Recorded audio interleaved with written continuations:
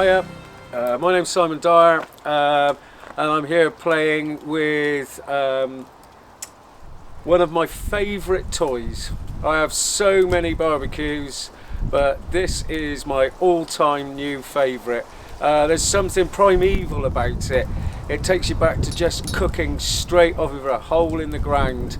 It's an Asado setup, the gaucho form of cooking. We're cooking low and slow, and using the heat from the logs here. This setup was made for me by a gentleman called Tom Bray. You can contact him on Twitter at Barbecue Diaries. Himself and Martin Anderson, I think, have taught me more about the art of Asado than anyone else. They are some supremely talented people. So what we're doing today is some pork ribs. We've got the fire lit. Even though I bought part of this setup, I can't resist doing the wombling bit. My fire basket is made out of an upcycled magazine rack.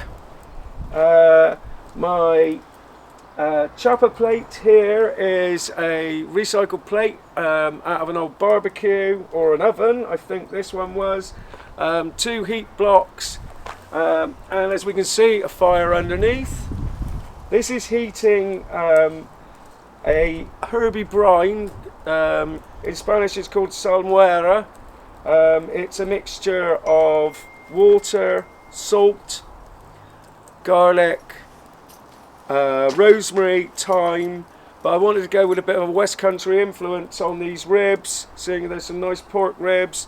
So I have added some cider that was made in the village local to me. I've also added some homegrown sage. Pork and sage go together fantastically, and just to pep it up a little bit because I like heat, I've also added a Jamaican red or a Scotch bonnet chilli. This is heated up, and the reason it's heated is I don't want to cool down the meat as it's cooking, so I'm putting the hot brine over the meat, and that is not stopping the cooking process. The reason I like this style of cooking so much, your temperature control is not playing with dials, shutting down valves, blanking off exhaust. The heat control is literally, the meat is there. I can either move the meat back a notch, or I can move the fire back a notch. I'm keeping the fire quite enclosed. The wind's a bit temperamental today, it's swirling, but what I want to do, and this is what I've been told, is if I can hold my hand there for 8 to 10 seconds, I've got about the perfect fire. So I'm just grading my hand up now, using that to feel the temperature, and I've got almost constant temperature all the way through. The ribs on one side are slightly thicker than the ribs on this side, so I've set them different ways up. I'm going to cook it, and the idea of this cooking is, if you can see the bones here, the bones are starting to pull back. This form of cooking, actually, with whole animals like a whole lamb, a pig, a goat, maybe even a whole deer, can be strung out on here, or flanks of beef, all bone in.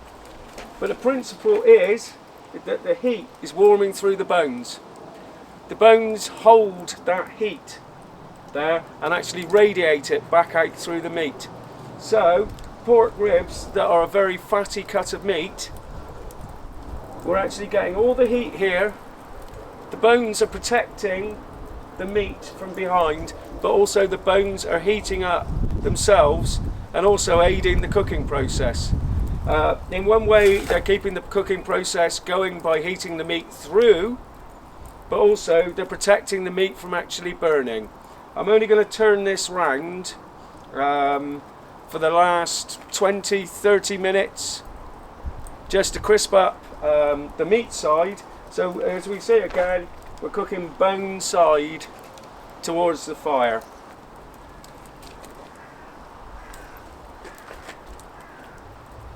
Altered, if I wanted the fire to be hotter, I just drop the meat towards the fire. If I want the meat to be cooler, and I think this is the maximum that it goes,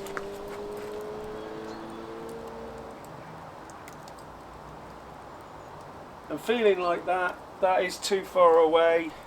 I had it just about in the right place earlier on. If you don't want to faff about moving the meat, you can just start moving the fire basket. A lot of people don't use fire baskets, they'll just burn the coals straight on the ground, or on the tray as it is here.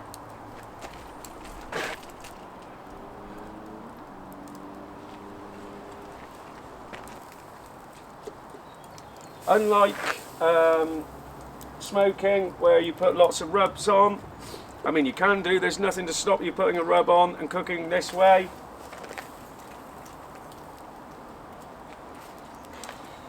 But I just like this way of imparting flavour to the meat.